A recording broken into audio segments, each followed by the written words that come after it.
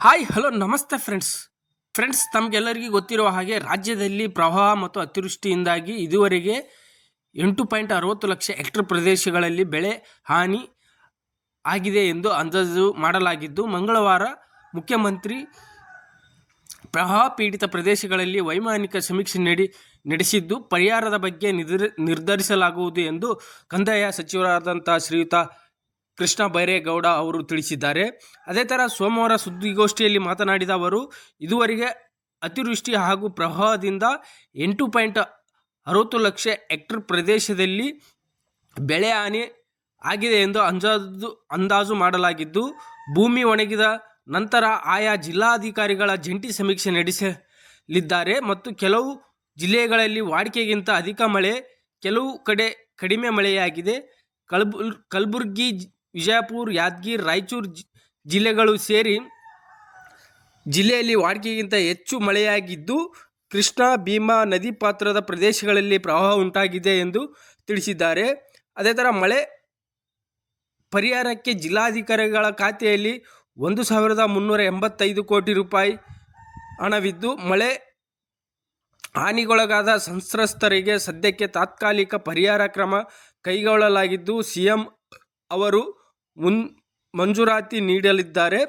75 ಕಡೆ ನೆರವು ಕೇಂದ್ರ ತೆರೆಯಲಾಗಿದ್ದು, 8,900ರಿಗೆ ವಸತಿ, ಊಟ, ಮಲಗಲು ಬೇಕಾದ ವಸ್ತುಗಳು ವ್ಯವಸ್ಥೆ ಮಾಡಲಾಗಿದೆ ಎಂದು ತಿಳಿಸಿದ್ದಾರೆ. ಅದೇ ಥರ ರಾಜ್ಯದಲ್ಲಿ ಮಳೆಯಿಂದ ಹಾನಿಗೀಡಾದ ಬೆಳೆಯ ಸರ್ವೆಯನ್ನು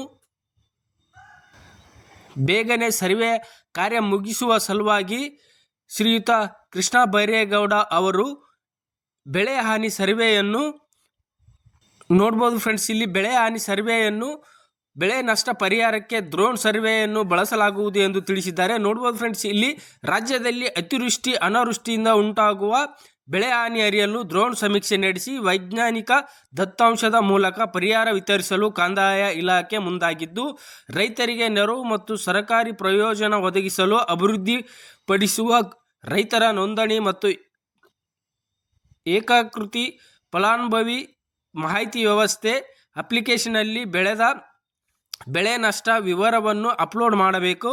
ಅದನ್ನು ನಮೂದಿಸಲು ಗ್ರಾಮ ಲೆಕ್ಕಿಗರು ಕೃಷಿ ಜಮೀನಿಗೆ ಭೇಟಿ ನೀಡದೆ ಅಥವಾ ಸುಳ್ಳು ಬೆಳೆ ವಿವರವನ್ನು ಅಪ್ಲೋಡ್ ಮಾಡುತ್ತಿದ್ದರು.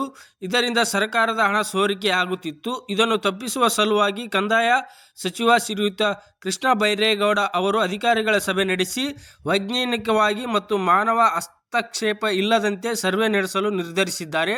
ಅದರಂತೆ ಡ್ರೋನ್ ಸರ್ವೆ ತಂತ್ರಜ್ಞಾನ ಬಳಸಿಕೊಳ್ಳಲು ಯೋಜನೆ ರೂಪಿಸಿದ್ದು, ರಾಜ್ಯದಲ್ಲಿ ಬೇರೆ ಬೇರೆ ಪ್ರದೇಶಗಳಲ್ಲಿ ಪ್ರಾಯೋಗಿಕವಾಗಿ ಸರ್ವೆ ನಡೆಸಿ ಸಾಧಕ ಬಾಧಕಗಳ ನಡೆಸುವಂತೆ ಸೂಚನೆ ನೀಡಿದ್ದಾರೆ.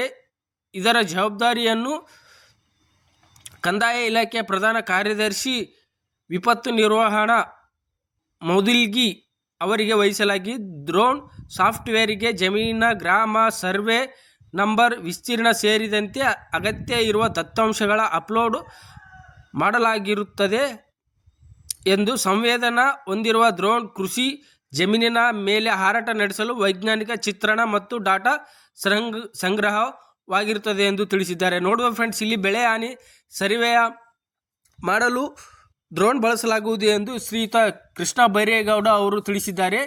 ಅದೇ ಥರ ಸರ್ವೆ ಕಾರ್ಯ ಸಂಪೂರ್ಣವಾದ ಮೇಲೆ ಬೆಳೆ ಹಾನಿ ಪರಿಹಾರವನ್ನು ನೀಡಲಾಗುವುದು ಎಂದು ತಿಳಿಸಿದ್ದಾರೆ ಫ್ರೆಂಡ್ಸ್. ಓಕೆ ಫ್ರೆಂಡ್ಸ್, ನಿಮಗೆ ಈ ವಿಡಿಯೋ ಇಷ್ಟ ಆಗಿದೆ ಅನ್ಕೋತೀನಿ. ವಿಡಿಯೋನ ಇಷ್ಟವಾದರೆ ಲೈಕ್ ಮಾಡಿ, ಶೇರ್ ಮಾಡಿ ಮತ್ತು ನನ್ನ ಚಾನಲನ್ನು ಸಬ್ಸ್ಕ್ರೈಬ್ ಮಾಡ್ಕೊಳ್ಳಿ ಅಂತ ಹೇಳ್ತಾ ಧನ್ಯವಾದಗಳು ಫ್ರೆಂಡ್ಸ್.